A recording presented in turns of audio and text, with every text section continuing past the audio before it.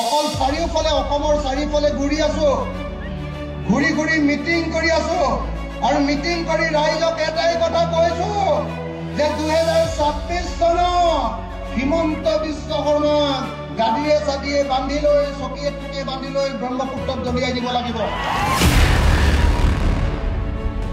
আপোনালোকে তুলিৰাম ৰংহাঙৰ নিচিনা দালালবিলাকক দলিয়াই পেলাব লাগিব। আপোনালোকে তুলিৰাম ৰংহাঙৰ নিচিনা দালালবিলাকক দলিয়াই পেলাব লাগিব আৰু আপোনালোকে জননীতি কাঠাৰৰ নিচিনা মানুহবিলাকক আনিব লাগিব। হয়নে নহয়? 26ত 6খন আসনৰ ভিতৰত কাৰ্বি আংলং আৰু ডিমা হাছাও 6খন আসনৰ ভিতৰত 6খন বিধানসভাৰ এখন APHLCৰ হাতলৈ আনিব লাগিব। কাৰণ এতিয়া বিজেপিৰ পৰা যিকেইটা মানুহ গৈছে মই একেলগতে সেই MLA কেইটাৰ লগত বহি থাকো, সেইকেইটাৰ মুখেদি মাতিব লাগিব। হয়নে নহয়? আপোনালোকৰ কাৰ্বি আংলঙৰ MLA কেইজনে এটাও শব্দ বিধানসভাত নকয়।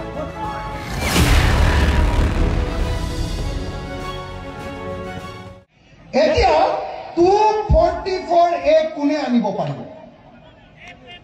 244A তুলিৰাম ৰংহাঙে আনিব নোৱাৰে। কেলে নোৱাৰে? তুলিৰাম ৰংহাঙৰ ৰাজহাৰডাল, এই ৰাজহাৰডালক কি বুলি কয় কাৰ্বি ভাষাত? কি বুলি কয়? হা? আমৈ। আমৈ। এই আমৈটো তুলিৰামৰ এই আমৈটো এনেকে বেকা। কথাটো বুজিছেনে নাই? তুলিৰামে হিমন্ত বিশ্ব শৰ্মালৈ ভয় কৰে।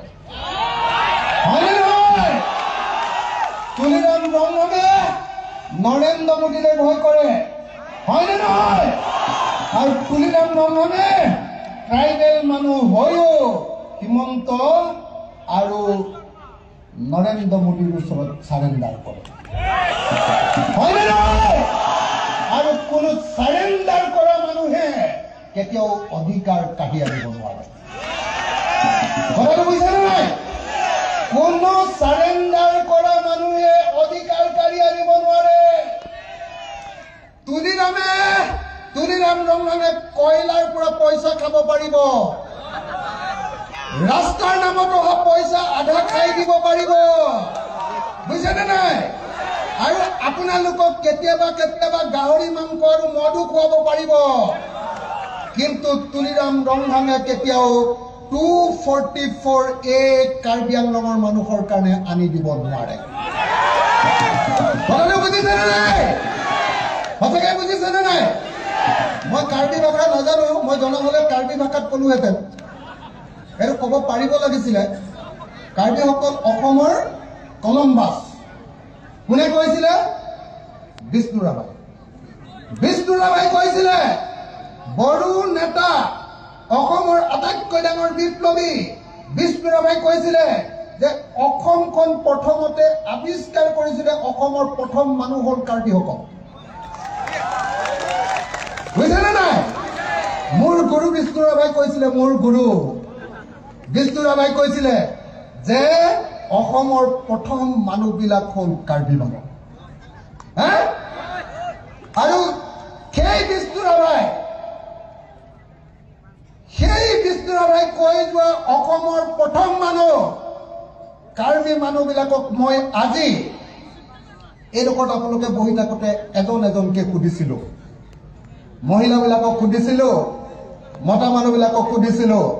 মই সুধিছিলো যে আপুনি কি কৰে, চাকৰি কৰে নে অন্য কি? মই ইয়াত যিমান মানুহ লগ পালো, যিমান মানুহ মই 100 মান মানুহক সুধিলো, 100 মান মানুহে ক'লে যে আমি চবেই খেতি কৰো নহলে হাজিৰা কৰো। হয়নে? খেতি কৰো নহলে হাজিৰা কৰো। হয়নে? তাৰপিছত মই সুধিলো যে আপোনালোকৰ ঘৰবিলাক পকা নে কেঁচা?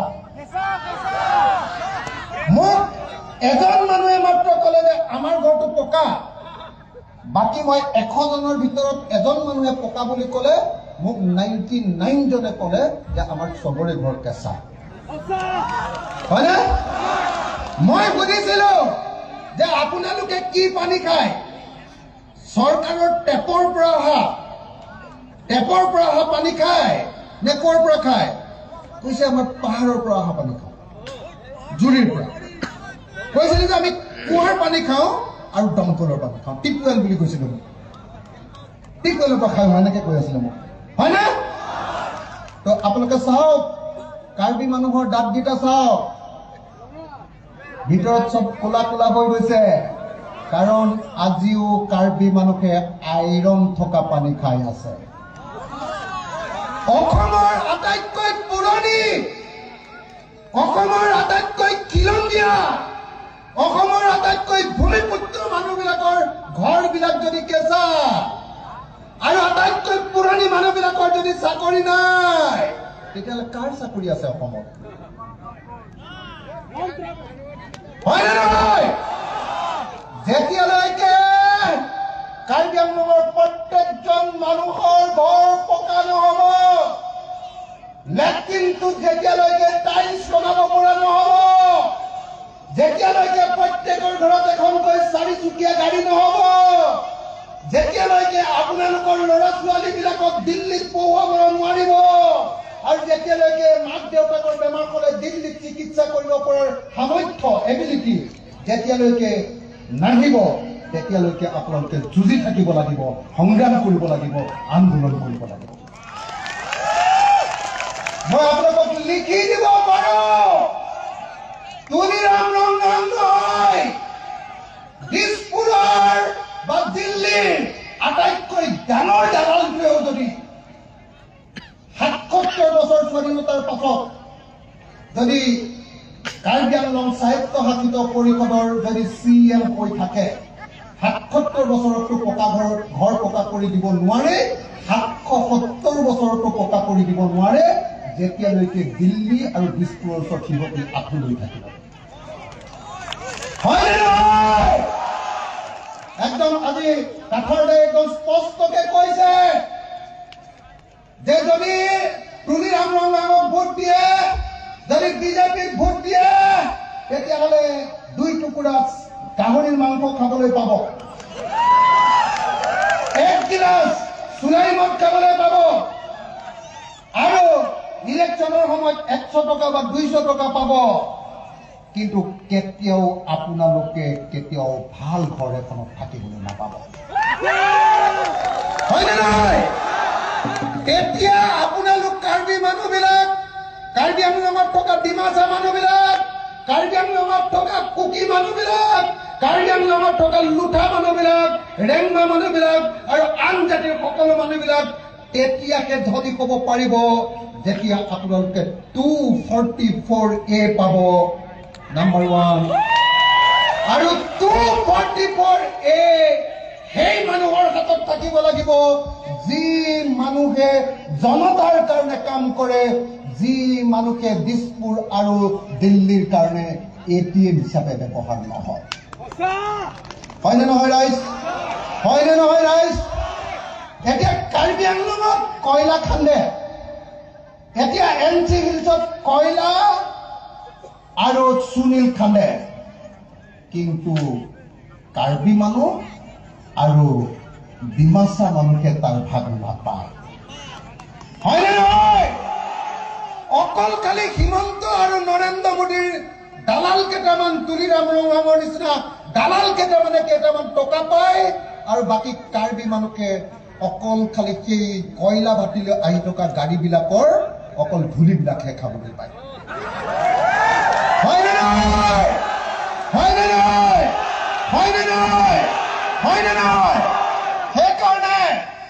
সেইকাৰণে APSLCয়ে যি অট'নমাছ ষ্টেটৰ আন্দোলন আৰম্ভ কৰিছে, এই অট'নমাছ ষ্টেটৰ আন্দোলনটোক আপোনালোকে শক্তিশালী কৰিব লাগিব। APSLCয়ে ইলেকশ্যনত জিকক বা হাৰক আন্দোলনটো বেছিকে আগবঢ়াই লৈ যাব লাগিব। আৰু মই আপোনালোকক কথা দিছো, আপোনালোকে যেতিয়া গুৱাহাটীলৈ যাব, গোটেই কাৰ্বি আংলঙৰ মানুহে আন্দোলন কৰিবলৈ দিছপুৰ ঘেৰাও কৰিবলৈ, তেতিয়া আপোনালোকৰ লগত অসমীয়া মানুহৰ প্ৰতিনিধি হিচাপে ময়ো আপোনালোকৰ লগত থাকিম। আপোনালোকক যদি সীমান্তৰ পুলিচে গুলিয়াই, তেতিয়াহ'লে ময়ো বুকু পাতি থিয় হ'ম।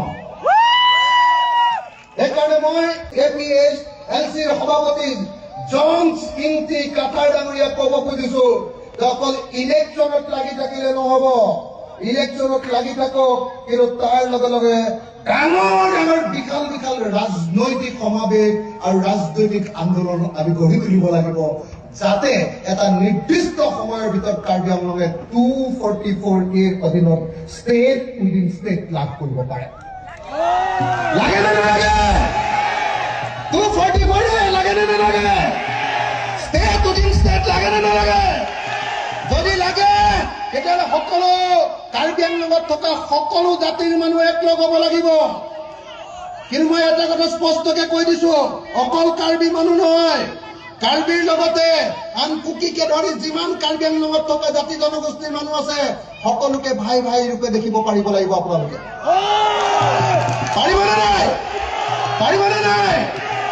কিন্তু একেটা সময়তে কিন্তু মই এটা কথা কওঁ যে ইয়াত থকা অসমৰ ইণ্ডিজিনিয়াছ মানুহবিলাকক আপোনালোকে সকলোৱে মৰম কৰক, আদিবাসী মানুহবিলাকক সকলোৱে মৰম কৰক, কিন্তু বিজেপিৰ স্পন্সৰশ্বিপত বাংলাদেশৰ পৰা আহি, হয়নে নহয়, বেংগলৰ পৰা আহি কাৰ্বি আংলঙত যিবিলাকে মাটি দখল কৰিছে, হিন্দুৱে হওক বা মুছলমানেই হওক, কাকো কাৰ্বি আংলঙত কেতিয়াও এনেকৈ মাটি দখল কৰিবলৈ দিব নোৱাৰো,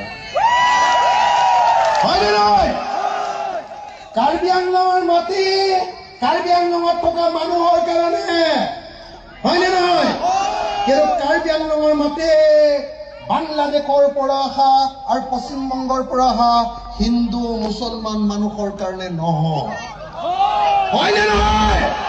গতিকে আপোনালোকে আপোনালোকৰ সেই আপোনালোকৰ মাটি দখল কৰি ইয়াত কি কিবা বাহিনী বনাইছে নহয়, কি বাহিনী, কি বংগ সেনা, হা? আৰে কাৰ্বি আংলঙত কাৰ্বি সেনা নেথাকি বংগ সেনা ওলাইছে ইয়াতে, হা? ইয়াত কাৰ্বি সেনা নেথাকি বংগ সেনা ওলাইছে ইয়াতে। তো আপোনালোকে সকলোৱে সাৱধান হওক যে কোনো বংগ সেনা চংগ সেনা কাৰ্বি আংলঙত থাকিব নোৱাৰিব, কাৰ্বি আংলঙত থাকিব কাৰ্বি সেনা, হয়নে নহয়? কাৰ্বি আংলঙত থাকিব ইণ্ডিজিনিয়াছ সেনা, হয়নে নহয়? ভূমিপুত্ৰৰ সেনা।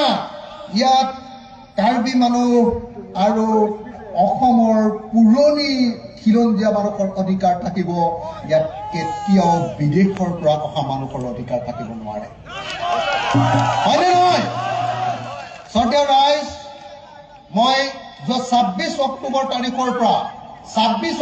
তাৰিখৰ পৰা ঘৰলৈ যোৱা নাই, অকল চাৰিওফালে অসমৰ চাৰিওফালে ঘূৰি আছো, ঘূৰি ঘূৰি মিটিং কৰি আছো, আৰু মিটিং কৰি ৰাইজক এটাই কথা কৈছো যে 2026 চনত হিমন্ত বিশ্ব শৰ্মাক গাড়ীয়ে চাগিয়ে বান্ধি লৈ, চকীয়ে টুকিয়ে বান্ধি লৈ ব্ৰহ্মপুত্ৰত দলিয়াই দিব লাগিব। লাগিবনে নাই? লাগিবনে নাই? লাগিবনে নাই? আৰু লগতে যেতিয়া হিমন্ত বিশ্ব শৰ্মাক দলিওৱা হ'ব, তাৰ লগত আৰু এখন সৰু চকী আৰু এটা মানুহক বান্ধি লোৱা হ'ব।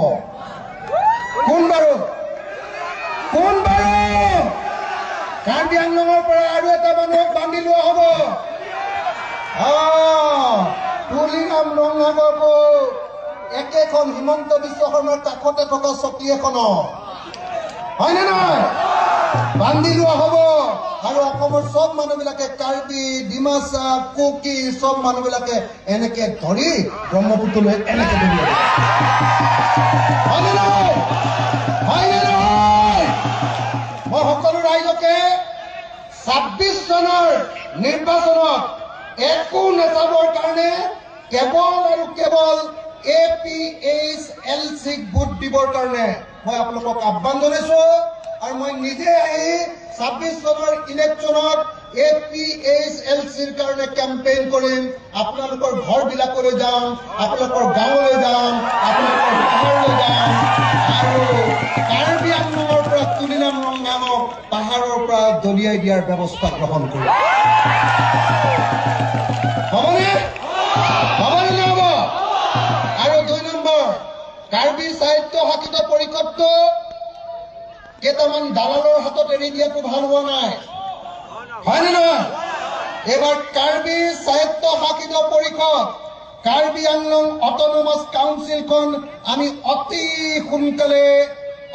সোনকালে আমাৰ APHLCৰ হাতলৈ অনাৰ ব্যৱস্থা কৰিব লাগে। লাগেনে নালাগে? সকলোৱে আমি এই ছাত্ৰ শাসিত পৰিষদখন আনিব লাগিব আৰু আনি লৈ এইখন কাৰ্বি মানুহ আৰু কাৰ্বি আংলঙত থকা মানুহৰ অধিকাৰৰ কাৰণে কামত খটুৱাব লাগিব। কাকো দালালি কৰিবৰ কাৰণে এইখন এৰি দিব নালাগিব। হয়নে নহয় ৰাইজ?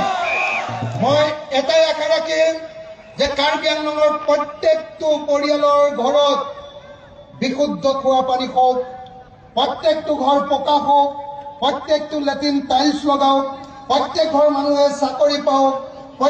মই ইয়াত সুধিছিলো, হিমন্ত বিশ্ব শৰ্মাই কৈ থাকে বোলে আমি খিলঞ্জীয়া মানুহৰ কাৰণে বহুত কাম কৰিছো। মই ইয়াত গোটেই কাৰ্বি মহিলাবিলাকক সুধিছিলো আৰু সেইডোখৰতে মই ৰেংমা মহিলাবিলাকক সুধিছিলো বোলো আপোনালোকক অৰুণোদয় দিলেনে?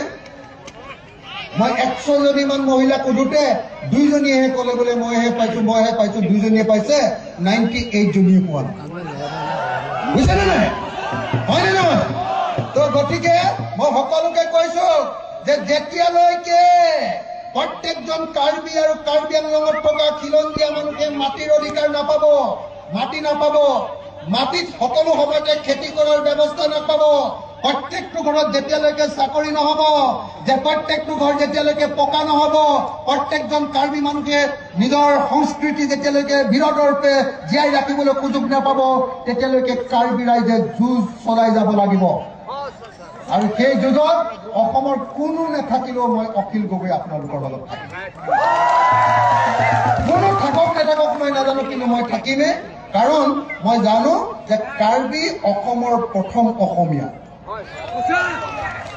কাৰ্বিসকল হ'ল অসমৰ প্ৰথম অসমীয়া। মই যিমান অসমীয়া, মোতকে বেছি অসমীয়া কাৰ্বিসকল। অসমৰ ওপৰত মোতকে বেছিকে কাৰ্বিসকলৰ অধিকাৰ আছে।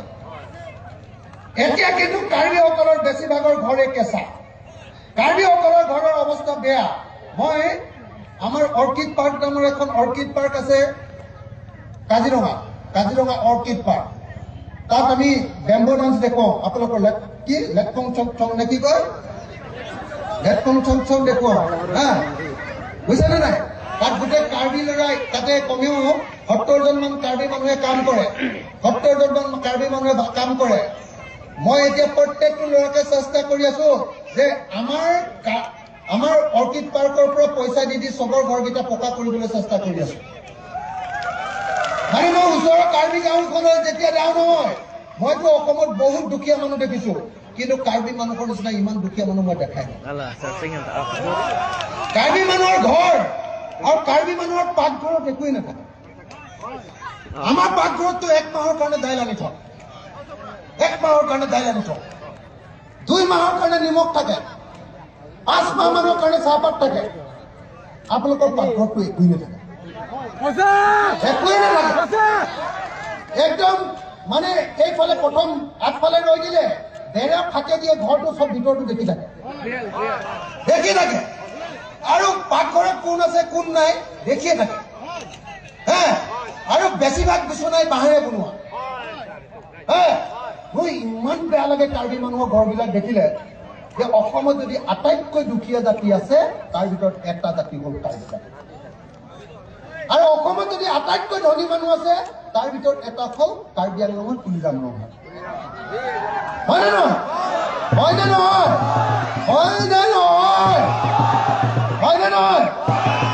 লিডাৰকেইটা আটাইতকৈ ধনী, মানুহকেইটা আটাইতকৈ দুখীয়া। হয়নে নহয়? এই লিডাৰকেইটাকো একদম কেতিয়াবা আৰু চান্স আহিব, আমাৰ দিন আহিব। হয়নে নহয়? এনেকে কৰিব লাগিব সিহঁতক। হয়নে নহয়? সিহঁতক এনেকে কৰি ব্ৰহ্মপুত্ৰলৈ এনেকে দলিয়াব লাগিব। হয়নে নহয়? সেইটো নহব। ইহঁতি একদম লুটি পুটি খাই কাৰ্বি মানুহক বৰবাদ কৰি দিব। গতিকে মই সকলোকে আকৌ এবাৰ কৈছো, মই 3টা কথাই কৈ আছো এই সময়খিনিৰ ভিতৰত। মই কাৰ্বিসকলৰ 244A ভাৰতৰ সংবিধানৰ 244 অধীনত ষ্টেট উইদিন ষ্টেটক সমৰ্থন কৰো, আৰু এইটো সকলো কাৰ্বিয়ে পাব লাগে। কিন্তু মই একেলগতে কৈছো যে কাৰ্বি মানুহে কিন্তু অনা কাৰ্বি মানুহ যি অসমৰ খিলঞ্জীয়া মানুহ তেওঁলোকক কিন্তু গালি চালি পাই থাকিলে নহয় মৰমত ৰাখিব লাগিব কাৰণ এখন ৰাজ্যততো অকল এটা জাতি নাথাকে নহয় হয় নে নহয় সব জাতিৰ মানুহক ৰাখিলে আপোনালোকে ৰাজ্য পাব ইয়াত যদি বেছিভাগ অনা কাৰ্বি মানুহে কয় যে কাৰ্বি আংলঙক চাইটো এখন নিদিব তেতিয়াহ'লে কেতিয়াও আপোনালোকক নিদিব সবকে মৰমত ৰাখিব লাগিব এইটো কথা বুজি ল'ব দেই এইটো কথা ভুল নকৰিব কেতিয়াও বুজিছেনে নাই সবে ক'ব লাগিব যে কাৰ্বি আংলঙত থকা আমাৰ মানুহক চাইটো এখন দিয়ক এনেকে ক'লেহে আপোনালোকে পাব বুজিছেনে নাই এইটো 1 নম্বৰ 2 নম্বৰ কথা আপোনালোকে তুলিৰাম ৰংগাঙৰ নিচিনা দালাল বিলাকক দলিয়াই পেলাব লাগিব আৰু আপোনালোকে জননীতি কাঠাৰৰ নিচিনা মানুহবিলাকক আনিব লাগিব হয়নে নহয় 26খন আসনৰ ভিতৰত কাৰ্বি আংলং আৰু ডিমা হাছাও 6খন আসনৰ ভিতৰত 6খন বিধানসভাৰ আসন APHLC হাতলৈ আনিব লাগিব কাৰণ এতিয়া বিজেপিৰ পৰা যিকেইটা মানুহ গৈছে মই একেলগতে সেই MLA কেইটাৰ লগত বহি থাকো সেইকেইটাৰ মুখেদি মাতিবই লাগিব হয়নে নহয় আপোনালোকৰ কাৰ্বি আংলঙৰ MLA কেইজনে এটাও শব্দ বিধানসভাত নকয় নামাতে এটা মুখতে আঠা লগাই থৈ দিছে হিমন্ত বিশ্ব শৰ্মা এনেকে টেপ লগাই দিছে এটা শব্দও নামাতে কাৰ্বি মানুহসকলে হয় নে নহয় গতিকে আপোনালোকে এই শাসনটো বদলাব লাগিব কাউন্সিলটো আৰু লগতে বিধানসভাৰ আসনকেইখন এইবাৰ APHLCৰ কাৰণে আনিব লাগিব মই নিজেও আহিম আহিলৈ এইবাৰ ঘৰে ঘৰে থাকি কেম্পেইন কৰি এইবাৰ জিকাম আৰু 3 নম্বৰ যেতিয়ালৈকে অসমৰ 1 নম্বৰ অসমীয়া প্ৰথম অসমীয়া কাৰ্বি বিলাকৰ সবৰে ঘৰ পকা নহব সবৰে পানী বিশুদ্ধ নহব খোৱা পানী সবে যেতিয়ালৈকে চাকৰি নাপাব তেতিয়ালৈকে অকল স্টেট উইদিন স্টেট পালে নহব যেতিয়ালৈকে সব মানুহ ধনী নহব তেতিয়ালৈকে সবে আন্দোলন চলাই থাকিব লাগিব আৰু স্টেট পোৱাৰ পাছত যদি জনশিল্পী কাঠাৰেও ৰৈ দিয়ে তেতিয়াহ'লে আকৌ তাৰ পাছতো ৰাইজে আন্দোলন চলাই থাকিব লাগিব যেতিয়ালৈকে সব মানুহে ভালকে খাবলৈ নাপাব সবৰ ঘৰ যেতিয়ালৈকে পকা নহব সবে যেতিয়ালৈকে চাকৰি নাপাব সবে যেতিয়ালৈকে ধনী নহব সবে নিজৰ ল'ৰা ছোৱালী যেতিয়ালৈকে দিল্লীত পঢ়াব নোৱাৰিব সবে যেতিয়ালৈকে নিজৰ মাক বাপেকৰ বেমাৰ হ'লে দিল্লীত চিকিৎসা কৰিব নোৱাৰিব সবৰ ঘৰত যেতিয়ালৈকে গাড়ী নহব তেতিয়ালৈকে আন্দোলন অব্যাহত ৰাখিব লাগিবই ৰাইজ হয়নে নহয় মই এইখিনি কথা কৈয়ে আপোনালোক সকলোকে ধন্যবাদ জনাইছো ইমান সন্ধিয়ালৈকে ৰাতিপুৱাৰ পৰা আহি ইমান সন্ধিয়ালৈকে আপোনালোকে ৰৈ থকাটোৱে প্ৰমাণ কৰিছে যে আপোনালোকে যুঁজিবলৈ সাজু হৈছে আৰু আপোনালোকে কোনো কথাতে বিচলিত নহয় সকলোকে আকৌ এবাৰ ধন্যবাদ কৃতজ্ঞতা সেৱা আৰু কাৰ্ডন যাচিছো ধন্যবাদ